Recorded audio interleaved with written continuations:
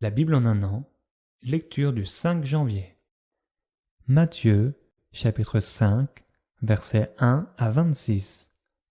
Voyant la foule, Jésus monta sur la montagne et, après qu'il se fut assis, ses disciples s'approchèrent de lui. Puis, ayant ouvert la bouche, il les enseigna et dit : « Heureux les pauvres en esprit, car le royaume des cieux est à eux. Heureux les affligés, car ils seront consolés.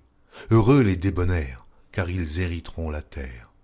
Heureux ceux qui ont faim et soif de la justice, car ils seront rassasiés. Heureux les miséricordieux, car ils obtiendront miséricorde. Heureux ceux qui ont le cœur pur, car ils verront Dieu. Heureux ceux qui procurent la paix, car ils seront appelés fils de Dieu. Heureux ceux qui sont persécutés pour la justice, car le royaume des cieux est à eux. Heureux serez-vous lorsqu'on vous outragera, qu'on vous persécutera, et qu'on dira faussement de vous toutes sortes de mal à cause de moi. Réjouissez-vous et soyez dans l'allégresse, parce que votre récompense sera grande dans les cieux. Car c'est ainsi qu'on a persécuté les prophètes qui ont été avant vous. Vous êtes le sel de la terre, mais si le sel perd sa saveur, avec quoi la lui rendra-t-on ? Il ne sert plus qu'à être jeté dehors et foulé aux pieds par les hommes. Vous êtes la lumière du monde.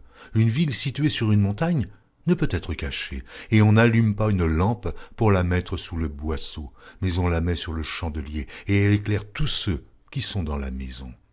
Que votre lumière luise ainsi devant les hommes, afin qu'ils voient vos bonnes œuvres, et qu'ils glorifient votre Père qui est dans les cieux. Ne croyez pas que je sois venu pour abolir la loi ou les prophètes. Je suis venu non pour abolir, mais pour accomplir.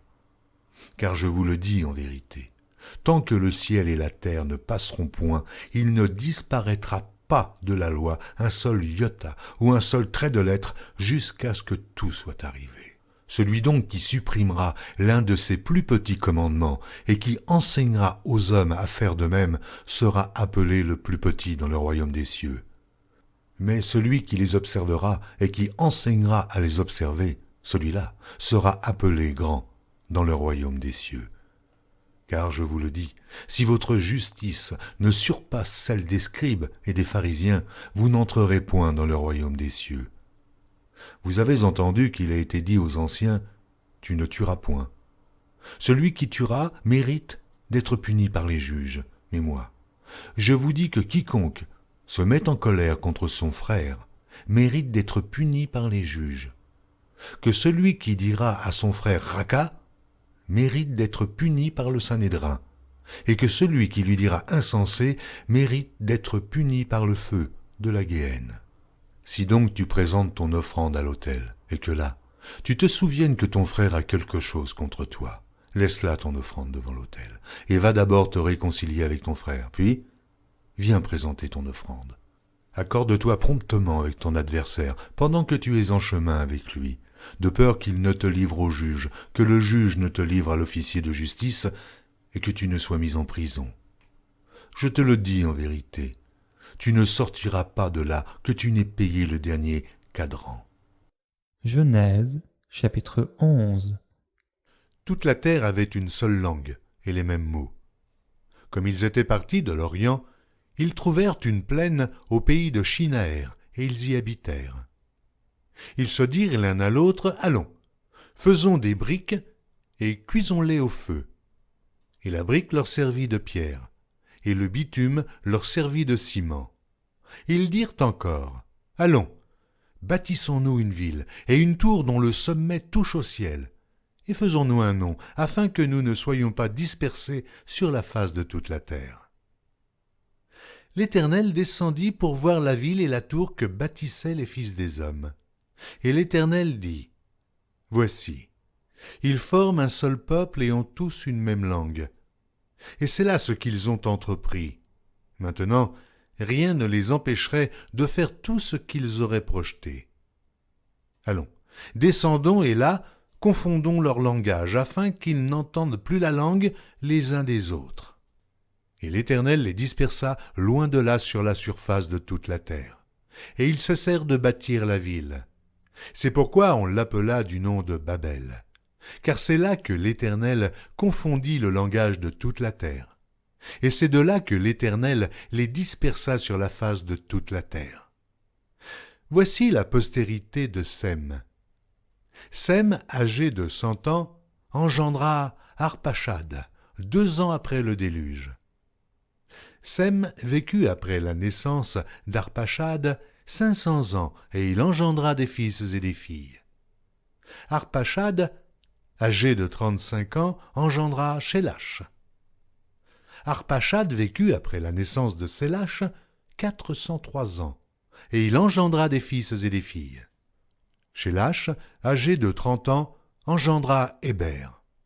Shélach vécut après la naissance d'Héber 403 ans, et il engendra des fils et des filles. Héber, âgé de 34 ans, engendra Péleg. Héber vécut après la naissance de Péleg 430 ans, et il engendra des fils et des filles. Péleg, âgé de 30 ans, engendra Réhu. Péleg vécut après la naissance de Réhu 209 ans, et il engendra des fils et des filles. Réhu, âgé de 32 ans, engendra Sérug. Réhu vécut après la naissance de Sérug 207 ans, et il engendra des fils et des filles. Sérug, âgé de 30 ans, engendra Nachor. Sérug vécut après la naissance de Nachor 200 ans, et il engendra des fils et des filles. Nachor, âgé de 29 ans, engendra Térach. Nachor vécut après la naissance de Térach 119 ans, et il engendra des fils et des filles. Térach, âgé de 70 ans, engendra Abram, Nachor et Haran. Voici la postérité de Térach. Térach engendra Abram, Nachor et Haran. Haran engendra Lot. Et Haran mourut en présence de Térach, son père, au pays de sa naissance, à Ur, en Chaldée. Abram et Nachor prirent des femmes. Le nom de la femme d'Abram était Sarai, et le nom de la femme de Nachor était Milka, fille d'Haran, père de Milka et père de Jisca. Sarai était stérile, elle n'avait point d'enfant. Térach prit Abram, son fils, et Lot, fils d'Haran. Fils de son fils est Sarai, sa belle-fille, femme d'Abram, son fils. Ils sortirent ensemble d'Ur en Chaldée, pour aller au pays de Canaan. Ils vinrent jusqu'à Charan, et ils y habitèrent. Les jours de Térach furent de 205 ans, et Térach mourut à Charan. Genèse, chapitre 12. L'Éternel dit à Abram, « Va-t'en de ton pays, de ta patrie, et de la maison de ton père, dans le pays que je te montrerai. Je ferai de toi une grande nation, et je te bénirai. Je rendrai ton nom grand, et tu seras une source de bénédiction. Je bénirai ceux qui te béniront, et je maudirai ceux qui te maudiront, et toutes les familles de la terre seront bénies en toi. » Abram partit comme l'Éternel le lui avait dit, et Lot partit avec lui. Abram était âgé de 75 ans lorsqu'il sortit de Charan. Abram prit Sarai, sa femme, et Lot, fils de son frère, avec tous les biens qu'il possédait et les serviteurs qu'il avait acquis à Charan. Ils partirent pour aller dans le pays de Canaan, et ils arrivèrent au pays de Canaan. Abram parcourut le pays jusqu'au lieu nommé Sichem, jusqu'aux chênes de Morée. Les Cananéens étaient alors dans le pays. L'Éternel apparut à Abram et dit, « Je donnerai ce pays à ta postérité. » Et Abram bâtit là un autel à l'Éternel qui lui était apparu. Il se transporta de là vers la montagne, à l'orient de Béthel, et il y dressa ses tentes. Ayant Béthel à l'occident et Haï à l'orient, il bâtit encore là un autel à l'Éternel, et il invoqua le nom de l'Éternel. Abram continua ses marches en s'avançant vers le midi. Il y eut une famille dans le pays, et Abram descendit en Égypte pour y séjourner, car la famille était grande dans le pays. Comme il était près d'entrer en Égypte, il dit à Sarai, sa femme, « Voici, je sais que tu es une femme belle de figure. Quand les Égyptiens te verront, ils diront, c'est sa femme, et ils me tueront, et te laisseront la vie. Dis, je te prie, que tu es ma sœur, afin que je sois bien traité à cause de toi, et que mon âme vive grâce à toi. » Lorsque Abram fut arrivé en Égypte, les Égyptiens virent que la femme était fort belle. Les grands de Pharaon la virent aussi, et la vantèrent à Pharaon, et la femme fut emmenée dans la maison de Pharaon. Il traita bien Abram à cause d'elle.